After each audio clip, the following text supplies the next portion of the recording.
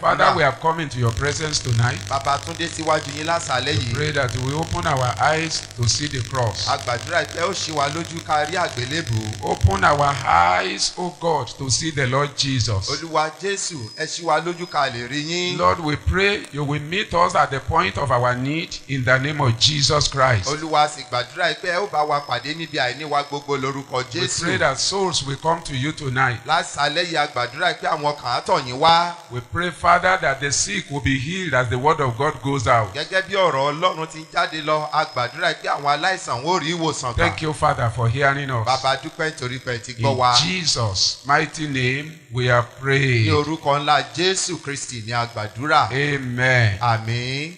Tonight, I will be talking to you more about Christ Ní alẹ́ òní, ó máa bá yín sọ̀rọ̀ síwájú sí i nípa Kristi and the cross.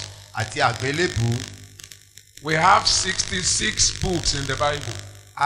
Ìwé mẹ́rìndínláàádọ́rin gbáko ló ń bẹ nínú Bíbélì. And all of them are talking about one thing, the Son of Man. They are talking, all pointing to Jesus. Gbogbo wọn pátápátá ohun kan ṣoṣo ni wọ́n ń sọ̀rọ̀ lé lórí, wọ́n ń tọ́ka sí Jésù. There are people who say that the Bible is no longer the word of God. Àwọn èèyàn kan bẹ tán sọ pé Bíbélì kò ń ṣe ọ̀rọ̀ Ọlọ́run mọ́. But we know the Bible is the word of God because Jesus quoted from it. Ṣùgbọ́n àwa mọ̀ pé Bíbélì ọ̀rọ̀ Ọlọ́run ni torí pé Jésù sọ ọ́ jáde nínú The iṣẹ́ New rẹ̀. Testament and the Old Testament is the same.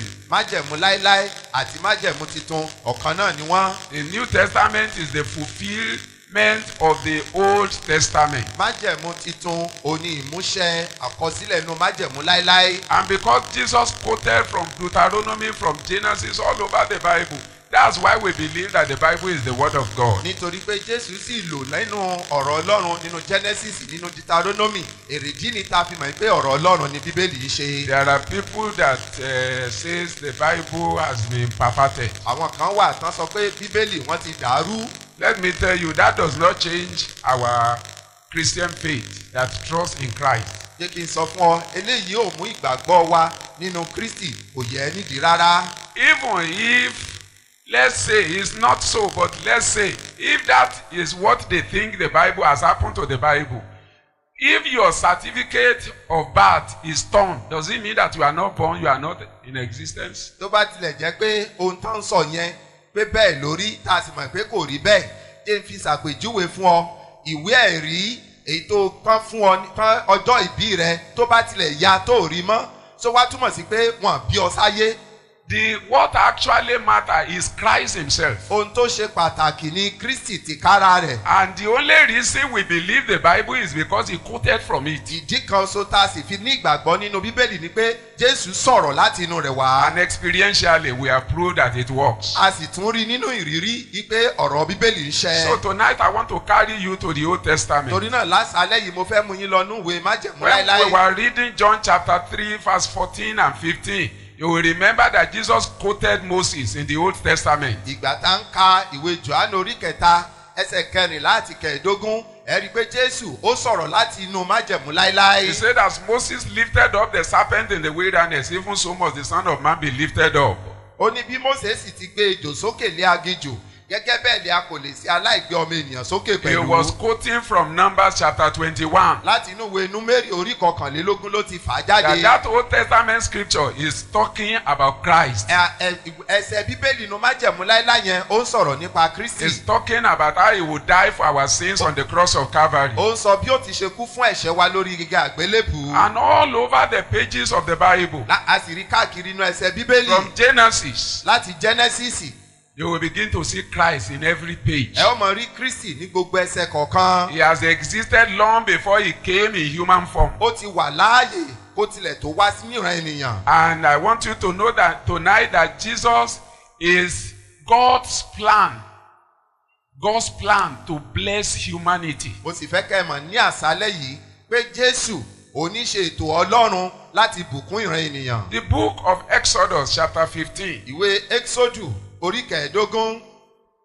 Verse 22 to 25. Ẹsẹ̀ ìkejìlélógún sí ẹsẹ̀ ìkẹẹ̀ẹ́dọ́gbọ̀n. The book of Exodus Ìwé Exodus chapter 15. orí kẹẹ̀ẹ́dógún. Verse 22 to 25. ẹsẹ̀ kejìlélógún sí ẹsẹ̀ ìkẹẹ̀dọ́gbọ̀n. He says, so Moses brought Israel from the Red Sea, and they went into the wilderness of Shur.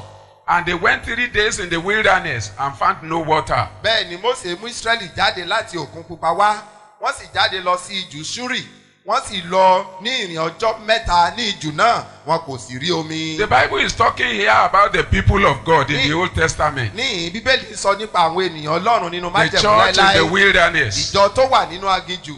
They were in bondage for 430 years in Egypt. fún ọgọ́rùn-ún ọdún mẹ́rin ó lé ọgbọ̀n náà fi wà nínú ìgbèkùn nínú aginjù. They were in slavery wọ́n wà nínú oko ẹrú ní íjíbítì under Pharaoh. ní abẹ́ ìrúsìn Fáráò. The devil really functioned mightily through Pharaoh Sátánì lo Fáráò gidigidi and through many of his taskmasters. àti láti ọwọ́ àwọn amúnisìn rẹ̀. And so the children of Israel, they were serving Pharaoh in Egypt. àwọn ọmọ Ísírẹ́lì wọ́n sì ń sin Fáráò nílẹ̀ íjíbítì. Their lives were made hard. ìgbé ayé wọn ó nira gidigidi. They were oppressed. wọ́n jẹ wọ́n níyà. They were full of sorrows. wọ́n kún fún ìbànújẹ́. And the Bible tells us that for 430 years, can you imagine it? bíbélì sì sọ fún wa pé fún irinwó ọdún ó lé ọgbọ̀n ni wọ́n fi wà lóko ẹrú. To be in slavery. wọ́n wà nínú oko ẹrú. Slavery to the powers of wọ́n ń darkness. ṣẹrú fún àwọn agbára òkùnkùn. Pharaoh is a picture of Satan. Fáráò jẹ́ àpẹẹrẹ Sátánì. All his taskmasters are pictures of demonic spirits. gbogbo àwọn amúnisìn rẹ̀ wọ́n jẹ́ àpẹẹrẹ àwọn ẹ̀mí èṣù. And these were the people of God. àwọn ènìyàn wọ̀nyí sì jẹ́ èèyàn Can you Ọlọ́run. imagine somebody can be the people of God and is under bondage? ṣàkíyèsí rẹ̀ pé ènìyàn lè jẹ́ èèyàn Ọlọ́run kó wá wà lábẹ́ ìgbèkùn. Serious demonic bondage. ìgbèkùn lọ́dọ̀ ẹ̀mí èṣù tó lágbára. And when they cried to God, ìgbà tán wá ké pe Ọlọ́run. God sent them Moses. Ọlọ́run rán Mósè sí wọn. Praise the Lord Jesus. ẹ ké hallelujah. Moses is a type of Christ. Mósè ó jẹ́ àpẹẹrẹ Kristi. Moses was sent to them as an answer from God Mósè a rán sí wọn gẹ́gẹ́ bí ìdáhùn láti ọ̀dọ̀ Ọlọ́run. to the dilemma in which they have found themselves. láti yọ wọ́n nínú làásìgbò tán bára wọn. They were people of God, wọ́n jẹ́ ènìyàn but in Ọlọ́run. bondage. ṣùgbọ́n nínú ìgbèkùn náà wà. There are many children of God that are in bondage today. ọ̀pọ̀ ọmọ Ọlọ́run ló ń bẹ nínú ìdè lónìí. But Moses was sent by God. ṣùgbọ́n Mósè Ọlọ́run ló rán. You remember that when Moses was born, they were killing all the children. Pharaoh. ẹ rántí pé nígbà tá a bí Mósè níṣe ni Fáráò ń pa gbogbo àwọn ọmọ ọwọ́. The same way, when Jesus was born, Herod killed all the many children. bákan náà ni ní ìgbà tí a bí Jésù ọba Héródù pa ọ̀pọ̀lọpọ̀ àwọn ọmọ. You will remember Moses performed miracles and turned water into blood. ẹ rántí pé Mósè ṣe iṣẹ́ ìyanu ó sọ omi di ẹ̀jẹ̀. But Jesus Christ turned water into wine, celebrations. ṣùgbọ́n Jésù ó sọ omi di wáìnì fún àjọyọ̀ ni. When you look at Moses, ṣe bá wo Mósè. he walked through the Red Sea on dry ground. a rí i pé òun rìn lórí òkun pupa lórí ìyàngbẹ́ ilẹ̀. But Jesus walked on water. ṣùgbọ́n Jésù òun rìn lórí omi You will ni. see that he's far superior to Moses. ẹ rí i pé Jésù ìgbé ayé tirẹ̀ ó níyì ju ti Mósè lọ. Moses brought manna down in the wilderness. Mósè ó mú mánà tí ọ̀run wá nínú Jesus aginjù. provided food to feed multitudes of people. ṣùgbọ́n Jésù ó ń pèsè oúnjẹ fún àwọn ọ̀pọ̀lọpọ̀ So ènìyàn. when you look at Moses in the Old Testament, ẹ bá wá wo Mósè nínú májẹ̀mú it's láíláí. a picture of the life of ó Christ. jẹ́ àpẹẹrẹ ìgbé ayé Kristi. The life of Christ. ìgbé ayé Kristi. And that's the person God sent to them òun wá lẹni tí Ọlọ́run rán sí wọn. to deliver them from their bondage. láti gbà wọ́n kúrò nínú ìgbèkùn I wọn. want you to know tonight, mo fẹ́ kó o mọ̀ ní àṣálẹ́ yìí. if you are here and you are under demonic bondage, tó bá wà níhìn tó sì ń bẹ ní abẹ́ ìjẹyà èṣù. bondage to sexual immorality. ìgbèkùn sínú ìwà ìṣekúṣe. If you are here and you are in bondage to alcoholism, o wà ń bí o ń bẹ lábẹ́ ìgbèkùn ọtí mímu. or you are in bondage to drug addiction, tàbí o ń bẹ nínú ìgbèkùn ògùn olóró lílò. many people are in bondage to telling lies, ọ̀pọ̀ ló bẹ tó ṣe pé ìgbèkùn irọ́ pípa náà ló jẹ́ tiwọn. to a life of unfaithfulness. ìgbé ayé aláìsòótọ́. I want you to know mo fẹ́ kó o mọ̀. that God has sent Jesus for our help. ìgbé Ọlọ́run ti rán Jésù láti ràn wá lọ́wọ́. As we have heard in the song tonight, bẹ́ẹ̀ ti gbọ́ nínú orin lálẹ́ He yìí. is the answer answer to the problem of human dilemma. Jésù ó ní ìdáhùn sí gbogbo ìṣòro ènìyàn. Is the answer to every demonic bondage. Ó ní ìdáhùn sí gbogbo ìgbèkùn ẹ̀mí So èṣù. Moses performed miracles. Mósè ṣe iṣẹ́ ìyanu. He performed many signs and wonders. Ọ̀pọ̀lọpọ̀ iṣẹ́ àmì àti ìyanu ló ṣe. When you study the book of Exodus, Tẹ́ bá wo ìwé Ẹ́xódù. you will see with all his miracles, he could not bring out the children of Ẹ Israel. ó rí i pé síbẹ̀síbẹ̀ pẹ̀lú gbogbo iṣẹ́ ìyanu tó ṣe kò rí àwọn ọmọ Ísírẹ́lì mú He jáde. could not bring out the people of God from their bondage. Kò tó láti gbé àwọn ọmọ Ọlọ́run jáde kúrò nínú ìgbèkùn wọn. The same thing with Jesus. Bẹ́ẹ̀ gẹ́gẹ́ pẹ̀lú Jésù. If Jesus has performed all those Bí miracles, Jésù bá ṣe ọ̀pọ̀lọpọ̀ àwọn iṣẹ́ ìyanu yẹn. signs and wonders, Àmì àti ìyanu. and left this world without dying on the cross of Calvary, Tó sì kúrò ní ayé yìí láì kú lórí igi we àgbélébùú. will continue in our bondage. A mọ̀ tẹ̀síwájú nínú ìgbèkùn wa You see, ni. there are many people that are just looking for miracles, miracles, miracles. Ọ̀pọ̀ àwọn ènìyàn ló ń bẹ tó ṣe pé kìkì ìyanu náà wá. I want you to know that there is a mystery that you need to understand in Christ. Mo fẹ́ kó mọ̀ pé oyè ìjìnlẹ̀ kan bẹ tó yẹ kó yé ọ nínú Kristi. That with all the miracles that you are looking for, if you miss something, you miss something about Christ, your bondage continues. Wípé pẹ̀lú gbogbo iṣẹ́ ìyanu tó ń wá kiri tó o bá pàdánù ìbápàdé Jésù ìjìyà rẹ yóò tẹ̀síwájú. So, when Moses now went to God, Ìgbà tí Mósè wá lọ sọ́dọ̀ God Ọlọ́run, now told him what to do. Ọlọ́run wá sọ ohun tí ó ṣe fún un. In Exodus chapter 12, Nínú ìwé Ẹ́xódù orí God kejìlá, told Moses, Ọlọ́run sọ fún Mósè. hallelujah, Amen. he told Ó Moses sọ fún Mósè. to go and get a lamb. Every house should get a lamb. Ó ní kí gbogbo ilé kọ̀ọ̀kan kán mú ọ̀dọ́ àgùntàn kan. And the lamb should be perfect. Ọ̀dọ́ àgùntàn náà sì gbọ́dọ̀ jẹ́ pípé. It should be without Kò blemish. gbọ́dọ̀ ní àbùkù. I want you to know that's a picture of Christ. Mo fẹ́ kó mọ̀ pé àpẹẹrẹ Kristi nìyẹn. If Jesus had done all those miracles and he did not die as the Lamb of God, we are all doomed. Bí Jésù bá ṣe àwọn iṣẹ́ ìyanu tó ṣe tí òun ò sì kú gẹ́gẹ́ bí ọ̀dọ́ àgùntàn Ọlọ́run gbogbo wa la gbé. So God told Moses, go and take a lamb. Ọlọ́run sọ fún Mósè lọ mú ọ̀dọ́ àgùntàn kan. The lamb must be without blemish. Just exactly like Jesus was sinless, without blemish. Ọ̀dọ́ àgùntàn tí kò ní àbàwọ́n gẹ́gẹ́ bí ti Jésù tí kò ní àbàwọ́n kankan. Jesus was sinless.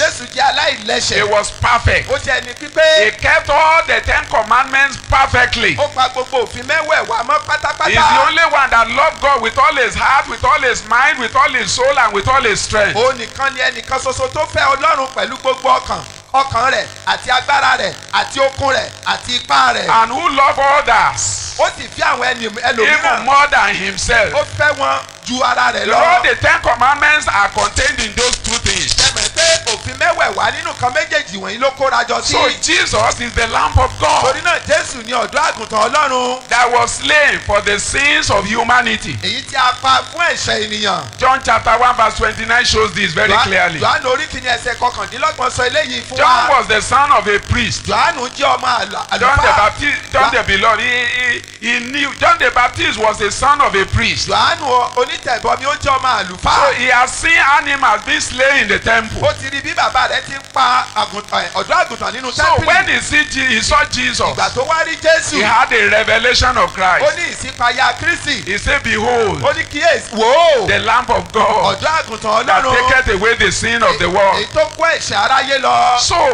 what God introduced to Moses, Ohun tí Ọlọ́run fi hàn Mósè. that miracle will not do this thing. Pé tó ń fẹ́ iṣẹ́ ìyanu ò lè ṣe. What will liberate my people from the bondage of the devil has to do with the lamb that has to be slaughtered. Ohun tí yóò tú àwọn ènìyàn mi sílẹ̀ kúrò nínú ìgbèkùn èṣù ó ní í ṣe pẹ̀lú ọ̀dọ́ àgùntàn tí a pa. And so he told him to kill an animal, the animal, every family. Ó wá sọ fún kí gbogbo ìdílé kọ̀ọ̀kan kan pa ọ̀dọ́ àgùntàn kọ̀ọ̀kan. And if the lamb is bigger than the family should share with another family. Bí ọ̀dọ́ àgùntàn náà bá wá tóbi ju ohun tí ẹbí kan lè jẹ lọ kí wọ́n pín pẹ̀lú ẹbí mìíràn. Listen to me, that's a mystery. Gbọ́ mi o, ìjìnlẹ̀ nìyẹn. The family can never be too big for a lamb.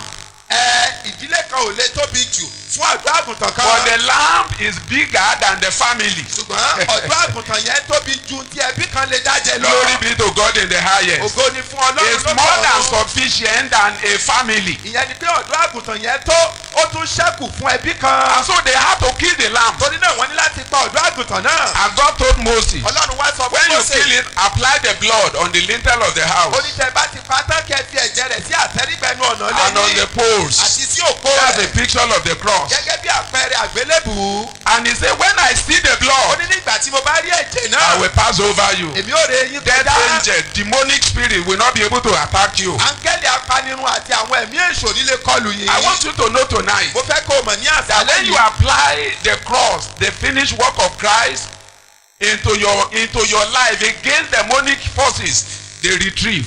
pé nígbà tó bá lo àgbélébùú àti iṣẹ́ tí Jésù ti ṣetán lórí igi àgbélébùú kọlù gbogbo agbára òkùnkùn àti àwọn ìránṣẹ́ Sátánì ìṣe ni wọ́n fà sẹ́yìn. The more you preach Christ in a nation, the more you preach Christ in a city, you discover that you overthrow the power of darkness. The power of darkness will begin to recede. bí a bá ti ń wàásù Kristi sí ní ìlú kan tàbí ní orílẹ̀-èdè kan bẹ́ẹ̀ gẹ́gẹ́ la ó rí pé gbogbo àwọn agbára Sátánì àti òkùnkùn wọ́n máa pòórá. When you understand the mystery of the cross, you know when they were applying the blood, you apply it to your heart by faith. nígbà tó bá tó ní òye ohun ìjìnlẹ̀ àgbélébùú rántí pé nígbà tí wọ́n fi ẹ̀jẹ̀ yẹn síbi àtẹ́rígbà lé wọn wọ́n ń ṣe ní pẹ̀lú ìgbàgbọ́. Nothing scares the devil like the blood of the cross. kò sí ohun kan èyí tó bà Sátánì lẹ́rù bí ẹ̀jẹ̀ àgbélébùú. And as they were applying the blood, bí wọ́n sì ti ń lo ẹ̀jẹ̀ náà.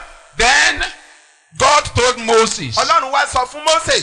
the flesh of the lamb must also be roasted. ẹran ọ̀dọ́ àgùntàn náà wọ́n gbọ́dọ̀ sún. They roast it inside fire. wọ́n sún nínú iná. That's pointing to the suffering of Christ. eléyìí tọ́ka sí ìjìyà Kristi. The kind of the judgment of God that came upon him was like roasting somebody inside the fire. irú ìjìyà èyí tí ó wá sí orí Jésù láti ọ̀dọ̀ Ọlọ́run wá ó dàbí ìgbà tí wọ́n ń jó ẹran nínú iná ni. It was roasted so that it will not be roasted again. a sún kí àwa náà má bàa jóná. Then he said after they have roasted it, each family should consume it. ó ní lẹ́yìn ìgbà tí wọ́n bá ti sun tán kí ìdílé kọ̀ọ̀kan kí wọ́n jẹ. And that means you feed on the finished work of Christ by faith. èyí wá túmọ̀ sí pé òun jẹ lórí iṣẹ́ tí Kristi ti parí nípa ìgbàgbọ́. And as they do this, the blood takes care of their sin, and then the flesh takes care of their physical body. bí wọ́n ti ń ṣe bẹ́ẹ̀ ẹ̀jẹ̀ rẹ̀ ó ń ṣe ìwòsàn ẹ̀ṣẹ̀ wọn àmúkúrò ẹ̀ṣẹ̀ wọn àti ẹran ara rẹ̀ ó ń ṣe àwòsàn fún àgọ́ ara wọn. This thing is pointing to the cross. eléyìí ń tọ́ka sí àgbélébùú. The death that they will die. ikú tí ó ń bọ̀ wá When he kú. said the Son of Man must be lifted up, ó ní a kò lè ṣàgbé ọmọ ènìyàn that sókè. whosoever believeth in kí him ẹnikẹ́ni tí ó bá gbàgbọ́ should not perish, kó má ṣègbé. but have everlasting life. ṣùgbọ́n kó ní ìyè àìnípẹ̀kun. And when they obey God, ìgbà tán gbọ́ràn sí you Ọlọ́run know it lẹ́nu looks foolish. ó dàbí ìwà òmùgọ̀. This blood of animal we just shed it, ẹ̀jẹ̀ ẹranko tá a kàn pa yìí. then we feed on the roasted flesh. ká tún máa jẹ nínú ẹran tí a To sún. say this is how we will come out. ẹ wá ní bẹ́ẹ̀ là ó ṣe You bọ́. know, the Bible said the preaching of the cross is foolishness to those who are perishing. bíbélì sọ fún ẹ pé ìwàásù àgbélébùú ìwàásíwèrè ní fún àwọn tí ó ń But to ṣègbè. those who are saved, it is the power of God. ṣùgbọ́n fún àwa tí a gbàlà agbára Ọlọ́run There is ni. power when you believe the finished work of Christ. agbára ń bẹ ní ìgbà tó bá gbàgbọ́ nínú iṣẹ́ tí When you Jésù put ṣe. your faith in what Christ has done on the cross, ìgbà tó bá fi ìgbàgbọ́ rẹ sínú tí Jésù ṣe lórí He àgbélébùú. will break every demonic bondage. ìgbà náà yóò dá gbogbo ìgbèkùn èṣù. And as Israel obeyed, bí Ísírẹ́lì ti ṣe gbọ́ràn. they put their faith in Christ's death. wọ́n fi ìgbàgbọ́ wọn sínú ikú Jésù. You know, judgment started striking in the camp of the enemy. ní wàràǹsẹ̀sà ni ìdájọ́ bẹ̀rẹ̀ nínú àgọ́ àwọn ọ̀tá. They lost their firstborn, all of them in the land of Egypt that were not under the blood. gbogbo wọn èyí tí wọn ò sí ní abẹ́ ẹ̀jẹ̀ ọ̀dọ́ àgùntàn ni wọ́n pàdánù àkọ́bí ọmọ The wọn ní firstborn jìbìtì. of all the king in the palace, all of them died that night. gbogbo àkọ́bí àwọn ọmọ ọba tó ń bẹ ní ààfin gbogbo wọn náà kú lóru ọjọ́ All the náà. firstborn of animals, àkọ́bí àwọn ẹranko all of them died that night. gbogbo wọn kú ní òru There ọjọ́ was náà. weeping and wailing in the camp of the devil. ẹkún àti ìpẹ́yìn Hallelujah. ẹkún àti ìpohùn réré ẹkún ló sọ When ní you, àgọ́ àwọn when you ọ̀tá. start exercising your faith in the finished work of Christ, ní ìgbà tó bá bẹ̀rẹ̀ sí ní lo ìgbàgbọ́ rẹ nínú iṣẹ́ tí Jésù ti there ṣe is parí. always weeping in the camp of the enemy. ní àgọ́ ọ̀tá wọn a máa sọkún And níbẹ̀. on your behalf tonight, there will be weeping among demons. nítorí rẹ lálẹ́ yìí èṣù ó fọ́ sẹ́kún. Thank you for listening to our telecast. You need to give your heart to the Lord Jesus Christ and become one of His ambassadors. If you are willing to do so, I want you to say this prayer after me as you put your hand upon your chest. Thank you, Lord Jesus, for your great love for me. Thank you, Lord Jesus, for dying on the cross of Calvary for my sins, so that I can receive forgiveness in my heart. I open the door of my heart to you today. I receive you as my Lord and Savior. And I pray that you will save my soul and you will help me to follow you to the end of my life. Thank you, Father, for doing so. Thank you because I am now your child. Thank you, Father. In Jesus' name I pray. Amen and amen.